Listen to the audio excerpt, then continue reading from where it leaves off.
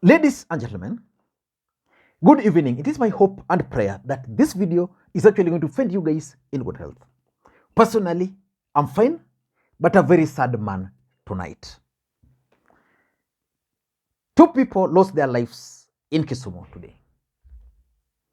I'm getting information that another life was lost in Kibra.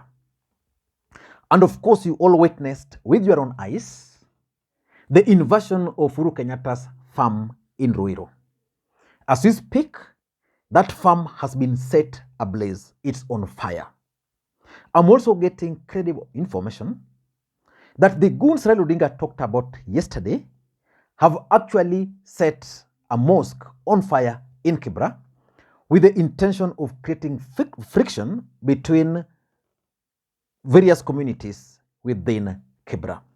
I don't want to get into those details as at now because I'm still gathering more information. But in this video, I want us to look at how Raila Odinga managed to trick Rigathi Gachagua and was able to evade all the police roadblocks. Before we do that, in case you're watching this channel for the first time, please take a second or two, click that subscribe button so that next time we produce a video like this, YouTube will automatically notify you. And to the subscribers, I want to continue thanking you guys for your continued support. Because without that support, this channel cannot be where it is now. Let us go straight to the point, and I want to begin this video by asking you guys a very simple Greek word, meaning of a Greek word. What is the meaning of agwambo? For those who understand the Greek, let me read in the comment section. Because according to the Greek, agwambo simply means the mysterious one. And the question is, why would Jaramogi Oginga Odinga nickname his son Agwambo? For those who are good at reading, there are several theories. For example, there are theory like when Raila Odinga went into exile, there are theories how he managed to evade police roadblocks all the way from Kisumu to Siaya. He would meet them, say hi to them, without the police knowing. And also how he was able to leave the country via Lake Victoria using a boat, all those theories. But today, Raila Odinga actually proved that indeed he is a mysterious one. How did he manage to escape all the police roadblocks? In this video, I want to give you how Raila Odinga managed to do that. Number one, Raila Odinga made the system and the government believe that his focus was on CBD. So the government employed all its machinery to the central business district of Nairobi. The police, all roads leading to CBD were all blocked by the police. Unknown to them, Raila Odinga had a different strategy. Raila Odinga learned his lessons last Monday. For those who followed last Monday, the police ensured that Raila Odinga and his convoy did not reach his supporters because he had actually announced to his supporters that he wanted to meet them in the CBD. Then from CBD, they were going to march. So from the hotel, he was unable to reach his supporters. Luckily for him, when he left, he took some detours, blah, blah, and he learned a lesson, which he told Kenyans that the police were able to block us from accessing CBD, but today we learned our lesson. We know what we'll do next. So Raila Odinga decided that we are coming. He never specified anything, so the police invested in CBD. Unknown to them, why would Raila Odinga go and meet his people in CBD when he had actually announced to them a holiday? Because when you announce holiday, it means people are not in the CBD. People are in the estates. So Raila Odinga realized that by declaring a holiday on a working day, people are then going to go to the estates. Now that's how Raila Odinga was able now to meet his supporters in estates. By the time the government realized, it was late.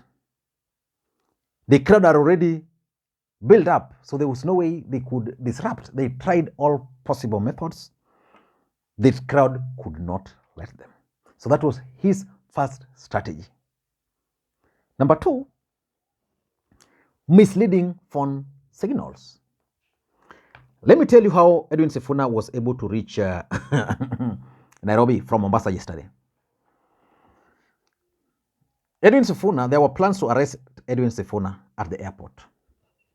So Edwin Sifuna booked his plane. The government knew. So he went, they tracked his phone. He gave someone his phone, boarded the plane with it. So they knew Sifuna atafika airport. So they waited for Edwin Sifuna. Everybody left the plane. Edwin Sifuna was not there. By the time they realized, Edwin Sifuna was already safely in a place where they were going to spend the night.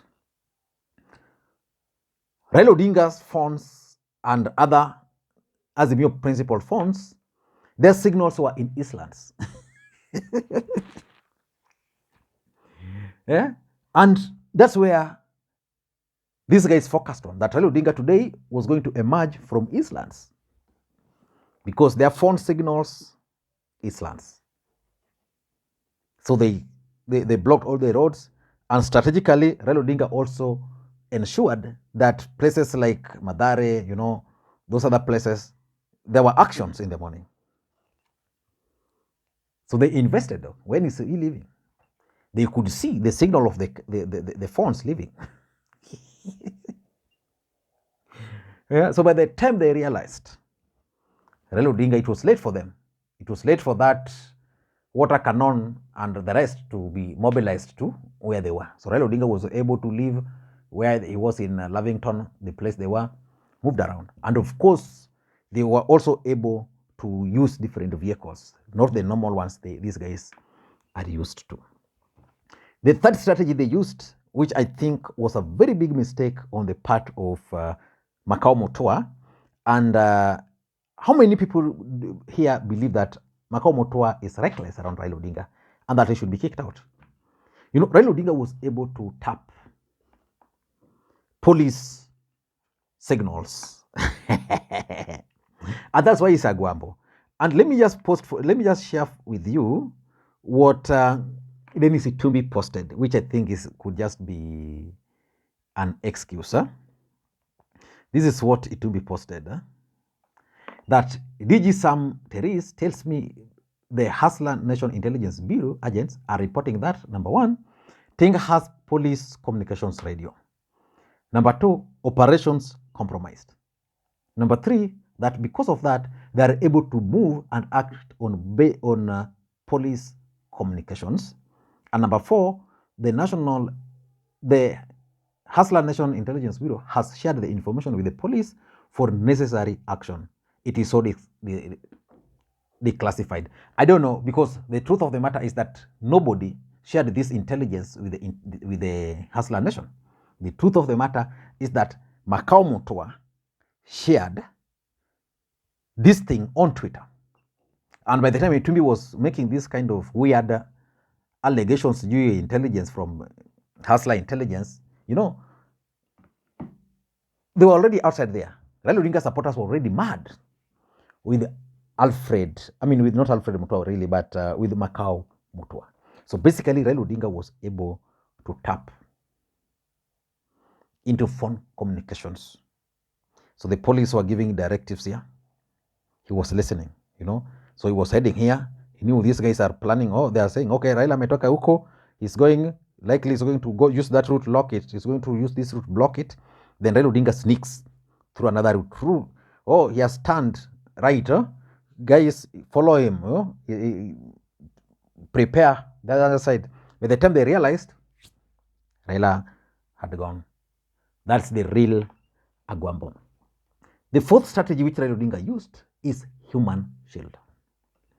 Raila Odinga has people who can actually die for him.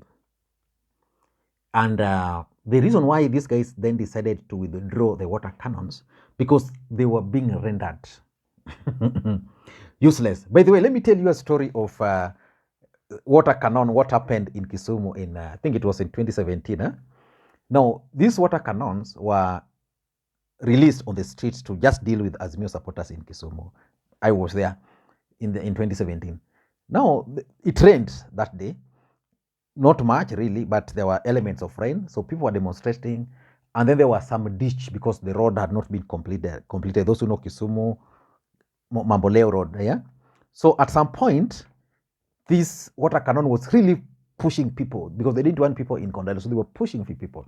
So people realized, okay, the best thing, let us block this place so that they will not know. So when the water cannon came, right inside the ditch. So the guys who are in the water cannon inside the ditch, they could not leave because if they left, the people of Nene would be with them. So the good people of Kisumu normally enjoy these kind of movies with the police. So what they did, they told them, no, hatuna maneno, waja tu tukuje tuwasaidie. So they went, then they pulled this water cannon up to safety. So they told these guys, don't move it. Wacha twende mpaka huko. Then you guys, you can go and take a break. Then tukuje tena maandamano. So if you looked at today, the strategy of Raila Odinga was very simple. Make that appearance. Once you make the appearance, then supporters will come. It will build up. By the time these guys realized that Raila Odinga was deep inside Kawangware, by the time the police arrived, people were there. So they tried pushing people using the water cannons, not possible. So what happened next? Raila Odinga the crowd kept on joining him and enjoying him. By the time the crowd was now ready, the police could not contain.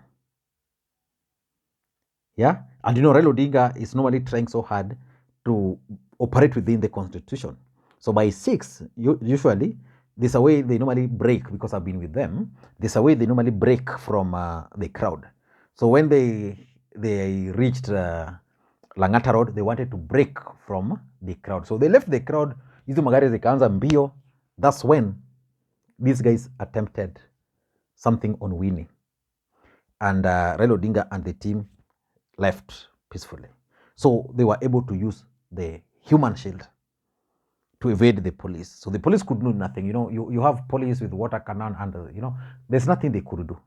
And lastly, Raila Odinga also ensured that the demonstrations were actually peaceful, especially the procession where he was. When it began and the police came, people started throwing stone, and the guy on the mic told them, do not throw a single stone. So the only time you saw those guys throwing stone was then when they were now trying to push the water cannon back. No property, no nothing was destroyed. Raila Odinga wanted to prove to these guys that as much as you want to brand our demonstrations as violent, we are not going to do that. They were not going to give the police any reason to attack, to arm, or even to maim their supporters. And let us give a clap to Azimio. And by the way, let me ask you, do you think any Kalenjin, even those who hate Gideon Moi and Daniel Toroitich Arap Moi, do you think they can evade Moi's properties?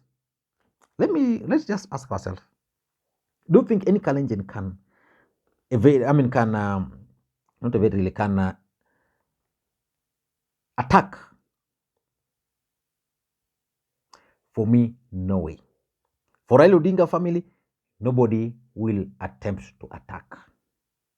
But why is Uhuru Kenyatta property being attacked by his own people? That is something which people should actually think about. And the Kondele MCA actually made some jokes, which I think I should leave you with that joke by the Kondele MCA, because I don't want to record this video. Let me just play it around. This is what Kondele MC is telling these people. It's actually swagger. Can't get it. Yes, swagger.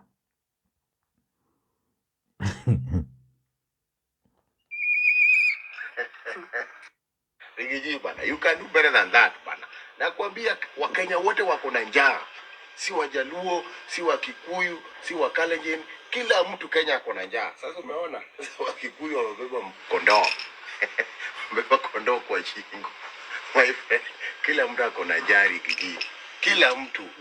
Na ya kushangaza wameenda kulutu miti, mtu anakata mti na power suit, ameenda kulutu. Sasa hiyo ni nini my friend? Inakuajisha njaa bwana. All Kenyans are angry and the cost of living iko juu. Ambia watu bana waache kuiba kondoo na kukata miti ya wenyewe bwana. Wanajinyonga na hizo miti bwana. Watu waache kuiba kondoo na kukata miti bwana. Bye bye guys.